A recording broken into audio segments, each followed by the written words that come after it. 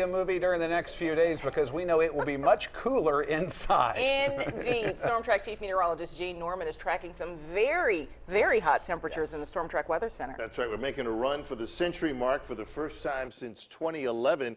Yeah, if the place where you live doesn't cool you off, you may want to try to go to a mall or to a movie theater to try to escape the heat when those triple digits really start to kick in. But first, we've got to get past some storms, and I'm still tracking those storms. Storm Track Radar in the 3D mode shows the lightning lighting up the skies in East Alabama. It started doing that around 8 o'clock, and my first inclination was, oh, these storms are going to move into Georgia. And then they did something that they rarely do. They moved backwards into Alabama, put it into the more traditional 2D view, and you can see those storms around Anniston are beginning to weaken, but the storms have been pushing back westward into sections of St. Clair County, northern Talladega County.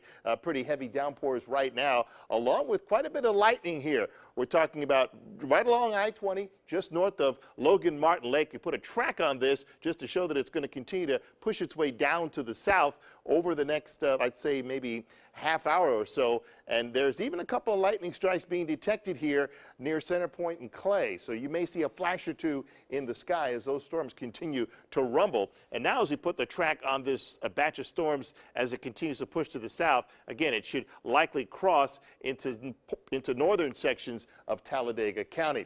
Our Futurecast computer model indicates that those storms will wind down once we get past midnight. It shows them still around here in East Alabama, and then they fizzle out. In the morning, we'll be left with a hazy start to the day, and then in the afternoon, the leftovers from tonight's storms will end up to the south, and there could be a couple of more spotty showers and thunderstorms that pop out. So don't be too surprised if there were some isolated spots that see rain, but for the most part, it's going to start to get even hotter than it was today. Today's high was 94. So again, storms east of I-65 tonight's what we're tracking, triple-digit heat as well.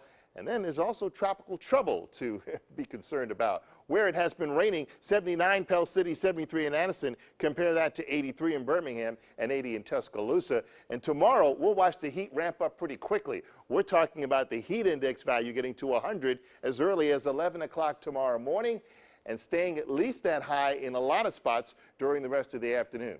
Quick check on the tropics. This tropical wave I've been watching for the past couple of days now has a 50% chance of development from the National Hurricane Center. You want to check in over the next couple of days as it continues to head toward the Caribbean. Although I don't think it'll be a big impact, at least initially. We'll have to watch that and keep up with that. 74 overnight with those storms east of I-65, and then tomorrow 97, hot and humid with a stray storm to the south. And as we head into the weekend, that's when those triple digits will show up. Saturday's high likely to be 100, and then we may get a break in that high heat by the early part of next week. Well,